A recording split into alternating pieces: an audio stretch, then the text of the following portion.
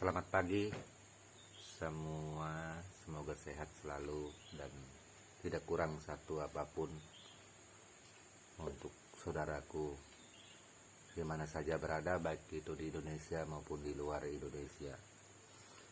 Jadi pada pagi ini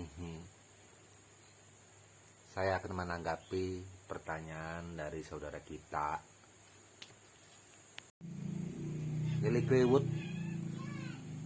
ada dalam catatan sebagai pahlawan nasional Indonesia dari suku Dayak. Kan ada. Terus siapa lagi empu pahlawan dari suku Dayak lainnya ada tercatat di dalam pahlawan nasional. Sebenarnya masih ada yang lainnya, saya cukup katakan Lily Clearwood. Itu sudah cukup. Nah, untuk masalah ini, pahlawan-pahlawan yang dicatat dan diakui sebagai pembela negara kita Republik Indonesia yang tanda jasanya diberikan, ini memang seperti itu. Tetap seperti yang saya sampaikan beberapa kali di dalam konten, kita tidak memandang hal itu. Banyak perjuangan-perjuangan kita orang Dayak yang tidak diketahui oleh Republik Indonesia ini, apalagi di daerah pedalaman, itu memang banyak sekali melakukan perlawanan. Tetapi saya tetap menjawab pertanyaan saudaraku ini. Saya sudah sampaikan ada satu pahlawan suku Dayak yang cukup dikenal sama sekali, Lily Clearwood. Silakan ya saudaraku buka cari. Itu siapa tahu Empu Glol bohong. Saya rasa saya tidak pernah berbohong. Saya kalau mengabarkan berita sesuatu hal tentang seni budaya menyangkut Dayak, saya paling anti berbohong, apalagi membuat hoak. Dan saya heran juga semenjak pemindahan ibu kota yang ada ini, kebanyakan termasuk saya, para konten kreator yang ada yang menyangkut masalah budaya seperti Empu Glol, sekarang ini banyak ada serangan-serangan yang ada dengan bahasa-bahasa yang kurang saya pahami, itu dengan bahasa-bahasa yang tidak beradat. Itu bahkan di situ membawa-bawa nama agama, membawa-bawa nama suku, membawa-bawa nama sebutan ibu kota baru itu diambil Cina segala macam. Nah, itu negara Cina tidak mungkin mengambil ibu kota baru, negara dia aja maju. Negara Cina mau masuk ke Indonesia belum apa-apa sudah terjadi perang duluan. Ini kalau benar nggak gitu. Jadi hal-hal semacam ini memang buruk, menunjukkan bahwa ada orang-orang tertentu, tidak semua, karena masyarakat kita Indonesia sangat besar, ada orang-orang tertentu, kelompok tertentu yang memang tidak suka terhadap pembangunan IKN yang ada di Kalimantan Timur, tidak suka terhadap orang asli pribumi Kalimantan. Padahal sudah berapa kali saya dan saudara saya yang lain, kami semua menyampaikan bahwa kami Dayak tidak ada sangkut paut dengan masalah IKN, ibu kota negara Republik Indonesia. Kenapa? Tidak jadi dibangun di Kalimantan Timur atau di Kalimantan pada umumnya. Kami Dayak nggak ada masalah kok. Tidak jadi nggak apa-apa. Jadi juga nggak apa-apa gitu. Kalau jadi itu kita sambut dengan baik, kita terima. Itu bahwa bahkan Bapak Jokowi datang ke tempat ke Kalimantan Timur mengunjungi, diterima oleh kami suku Dayak, disambut segala macam, wajar karena beliau adalah sebagai presiden kita, negara kita yang memang harus kita hormati gitu. Nah, jadi seumpamanya ibu kota tidak jadi pindah, apa itu menyakiti hati kami suku Dayak? Apalagi apa kami suku Dayak akan terluka? Nggak ada. Itu nggak ada kami merasa terluka. Ya terserah seperti itu. Tapi yang jadi masalah saat ini, kok anehnya kita orang Dayak ini diserang dengan bahasa-bahasa ndak bagus, bahasa modus itu. Nah, sampai juga saya di konten saya juga ditanya, mohon maaf Bu, ini agamanya apa? Kenapa tanya agama sama saya? Maksudnya apa? Itu. Saya ada sangkut paut dengan masalah agama. Kalau saya bercerita masalah agama saya nanti jadi masalah baru. Ini memang ada bahasa-bahasa memancing saya, menyeret saya, membawa ke tempat atau ke ranah tertentu. Itu bertanya masalah pahlawan suku Dayak segala macam. Nah itu kenapa gitu. Kalau kepingin tahu pahlawan suku Dayak, datang saja ke rumah langsung, atau tanya para tokoh-tokoh Dayak yang ada di Jakarta. Sana kan banyak para tokoh Dayak yang ada di Jakarta. Itu kan dekat. Jika seandainya saudaraku ada di Jakarta, Pak, tanyakan. Nggak mungkin mereka nggak tahu. Itu nggak mungkin. Nah itu. Nah jadi ada juga pertanyaan, kita kembali ke masalah awal. Ada juga yang bertanya, Bu Gulol, katanya banyak catatan tentang orang Dayak ini ditakuti oleh Belanda segala macam. Tetapi kok hampir tidak ada pahlawan-pahlawan Dayak yang ada dalam catatan negara kita, Republik Indonesia. Kenapa, Empu? Nah seperti ini, karena kebanyakan kita Dayak waktu itu yang namanya tinggal di hutan belantara, itu di sungai-sungai kecil, di cabang-cabang sungai yang susah didatangi oleh Belanda, oleh orang asing kala itu, dan suku Dayak tertutup. Itu kita jangan berpandang kepada sekarang, kita flashback ke masa lalu gitu. Jadi sangat sulit didatangi. Nah, ketika Belanda memaksa masuk ke tempat-tempat terlarang, seperti salah satu contohnya di daerah Pasir. Pasir terkenal waktu itu adalah daerah zona merah karena sangat membahayakan bagi penjajah dan orang asing masuk ke sana. Itu ada dalam catatan Belanda juga tertulis. Nggak percaya, silakan cari. Nah, itu. Kalau siapa tahu Empu Gulol berbohong.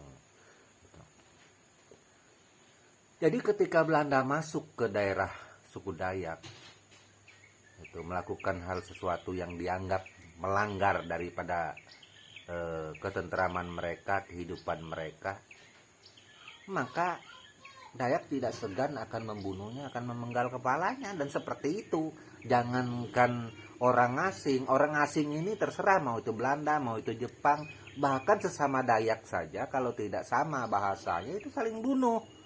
Nah itu, Dayak tidak mengerti artinya NKRI. Apa itu NKRI? Enggak tahu. Yang penting orang asing datang ke tempatnya dia, bahasa tidak sama, itu harus dibunuh. Nah ini yang asli tradisi budaya gitu. Makanya itu suku Belanda menancapkan kekuasaannya di tanah Kalimantan di kala itu sangat merasa was-was. Bahkan benteng-benteng pertahanan mereka yang ada di tempat keramaian tidak mungkin dibangun di kampung-kampung suku Dayak yang di hutan belantara. Kalau ada, sebutkan di mana. Itu nggak ada kan, nggak ada. Nah jadi Empu jangan dipancing-mancing. Saya juga cukup tahu nggak ada. Tetap di tempat-tempat keramaian. Kalau kayak di Kalimantan Timur, di Samarinda 2, daerah Barong sana, itu tempat keramaian. Nah, itu. Terus di kota Samarinda, terus daerah Loakulu, sangat-sangat, terus banyak di daerah-daerah lainnya yang di luar daripada Samarinda. Nah itu. Nah ini. Jadi ketika ada kegiatan atau perlakuan suku Dayak ini terhadap Belanda yang cukup ekstrim, mereka menganggap setelah kepala dipenggal, darahnya diminum, hatinya dimakan, segala macam. Nah itu, segala ada bagian-bagian tubuh mereka termasuk kepala tadi, darah dipergunakan untuk ritual. Nah ini sesuatu hal yang ekstrim dan menakutkan bagi orang-orang Belanda, orang-orang asing yang heran melihat hal seperti itu. Itu memang dalam berperang, bertempur, gugur dalam peperangan itu adalah hal yang biasa bagi serdadu Belanda, bagi pihak Belanda. Tetapi perlakuan seperti ini adalah sesuatu hal yang cukup mengerikan bagi mereka. Itu. Makanya itu tidak pernah ada peperangan besar suku Belanda terhadap suku Dayak langsung. Karena berbahaya suku Dayak ini dihadapi. Dia menguasai hutan belantara rimba yang ada. Itu. Maka Belanda merubah siasat taktik. Itu. Dayak bukan diperangi, tetapi didekati dengan berbagai cara. Itu. Diberikan pemahaman, diberikan pengetahuan, tidak boleh saling membunuh, segala macam, sampai pada akhirnya terjadinya perjanjian atau peristiwa Tumbang Anoy di Kalimantan Tengah. Ada Belanda memprakarsai itu, serta banyak kesultanan-kesultanan yang ada dipanggil untuk hadir di kala itu, melakukan perjanjian. Gitu. Dayak-dayak yang ada dikasih pengertian, tidak boleh saling membunuh, saling menyayangi, banyak bahasa-bahasa lain di situ. Dan ada beberapa kasus yang bisa diselesaikan di perjanjian itu. Kasus masalah pembunuhan, hutang, denda, segala macam, hanya masalah tanah. Di kala itu kalau nggak salah, mohon maaf, itu yang tidak bisa diselesaikan oleh Belanda. Itu. Jadi buat saudaraku yang bertanya tentang masalah kami Dayak, kalau kurang datang ke Kalimantan, nggak usah yang lain dulu menjelaskan. Saya yang bodoh aja dulu yang menjelaskan tentang kami Dayak. Nanti kalau empu tidak mampu, kan banyak yang di atas saya yang lebih mengerti tentang sejarah Dayak. Gitu. Jadi untuk menjelaskan kepada orang-orang seperti ini, nah memang kayaknya empu duluan. Itu. Jadi itu tentang kami suku Dayak. Tapi kenapa kok nggak ada empu pahlawannya? Itu. Bahkan sangat sedikit sekali. Loh, itu kan urusan pemerintah negara Republik Indonesia. Apa saya empu Gelol harus mengurusi masalah orang Dayak yang berjuang harus jadi pahlawan negara Republik Indonesia? Nggak ada urusan, itu urusan pemerintah gitu. Karena mereka mempunyai penilaian sudut pandang mereka. Itu. Kami Dayak tidak penting masalah itu. Itu kalau toh ada, terima kasih, seperti Bapak Cilik Kliwut masuk dalam pahlawan nasional Republik Indonesia. Kalau nggak ada juga kami nggak repot gitu. Nah, masalahnya di mana gitu? Kan nggak ada masalah. Itu. Memang pada catatan Belanda kita suku Dayak nggak main-main gitu. Makanya itu untuk perang besar menghadapi suku Dayak ini, itu sangatlah tidak mungkin Belanda berani.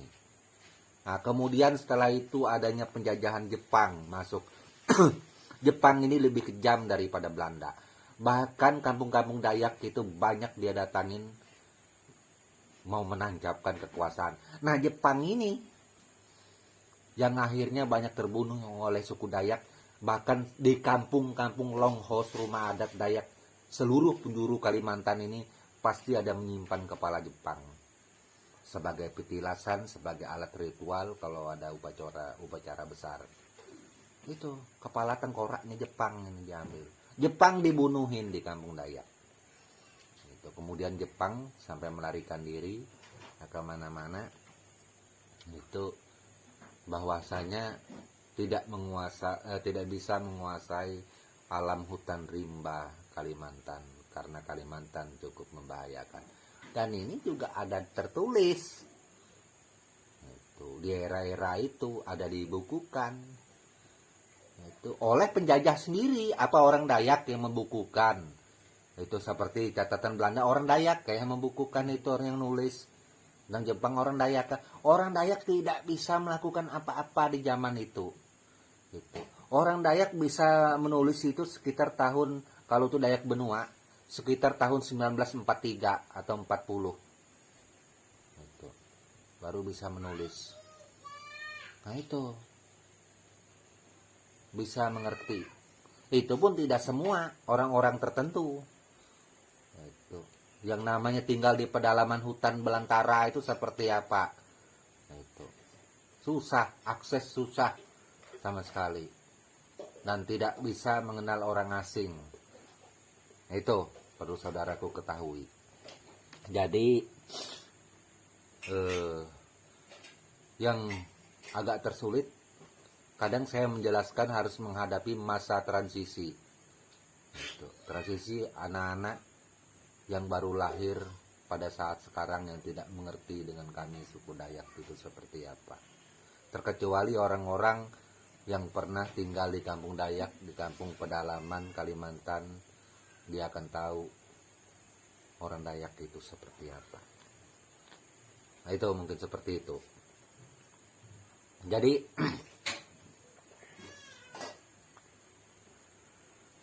buat saudaraku, janganlah mencari titik lemah suku orang. Untuk apa? Kami suku Dayak tidak pernah menjelekkan orang lain, dan kami ini tidak pernah merasa yang paling terkuat, yang terhebat, yang paling sakti, nggak pernah. Itu. Jika memang ada kebencian saudaraku terhadap kami atas dasar pembangunan ibu kota, ya silakan. Kami orangnya juga nggak mau repot. Itu. Itulah prinsip kami suku Dayak dari zaman dulu. Gitu. Hanya saja kami suku Dayak ini, apabila disakitin satu pulau Kalimantan akan turun, akan dihadapi. Gitu. Kami suku Dayak ini orangnya tidak sedikit. Gitu. Salah kalau bilang sedikit. Mungkin Empu saja yang dikenal karena dilihat di YouTube. Banyak yang lainnya. Kami 400 suku lebih berbeda-beda. Dulu kami saling berperang, tapi sekarang kami tidak saling berperang, tetapi kami bersatu saling melindungi. Ingat itu. Apabila satu disakiti, kami satu pulau Kalimantan akan turun termasuk saudaraku dari Malaysia, Sarawak. Itu. Serta lain-lainnya. Itu. Nah ini yang harus diingat. Itu. Karena menyangkut Borneo. Kami suku Dayak ini kalau dihitung jumlah manusianya jutaan. Enggak main-main. Itu. Dari kultur budaya. Budaya tua juga, bukan baru. Berbicara kerajaan, Kalimantan adalah kerajaan purba tertua. Buka saja catatan kalau nggak percaya, bukan baru. Nah, kemudian ada yang menyudutkan, mengatakan bahwa suku Dayak itu pendatang dari Cina yang mendiami pulau Kalimantan. Terus kalau suku Dayak itu pendatang dari Cina yang mendiami Kalimantan, saya tanya balik nih, suku Kalimantan yang asli itu suku apa namanya? Kalau bukan suku Dayak, suku apa? Sebutkan aja, tolong bantu saya, suku asli Pulau Kalimantan itu suku apa?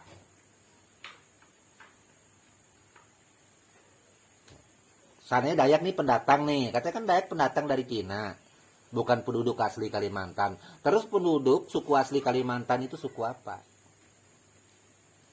Itu. Kalau Dayak sebagai pendatang, apalagi suku lain. Itu. Lebih-lebih lagi itu pendatang, kan seperti itu. Itu. Jadi janganlah seperti itu. Itu. Menjudge, mengatakan sesuatu hal yang kurang pas. Itu. Pada saat ini rame-ramenya bahasa-bahasa serangan yang aneh-aneh aja di konten saya. Saya pikir kalau tidak ditanggapi juga nggak bagus. Saya pikir bagus saya tanggapi biar rame, biar ada konten seperti ini. Itu. Oke, Mungkin hanya itu saja apa yang bisa saya sampaikan tentang siapakah pahlawan suku Dayak. Sudah saya jawab, bahkan saya rangkum dengan pertanyaan-pertanyaan saudara kita yang lain. Tadi mungkin sudah dijawab semua. Dan buat semua saudaraku yang ada di Kalimantan, baik itu sesama Dayak ataupun saudaraku suku asli Kalimantan lainnya, karena kita adalah sama-sama penduduk asli orang Kalimantan, saya ucapkan salam budaya dan tabe selalu untuk kita semua. Amin.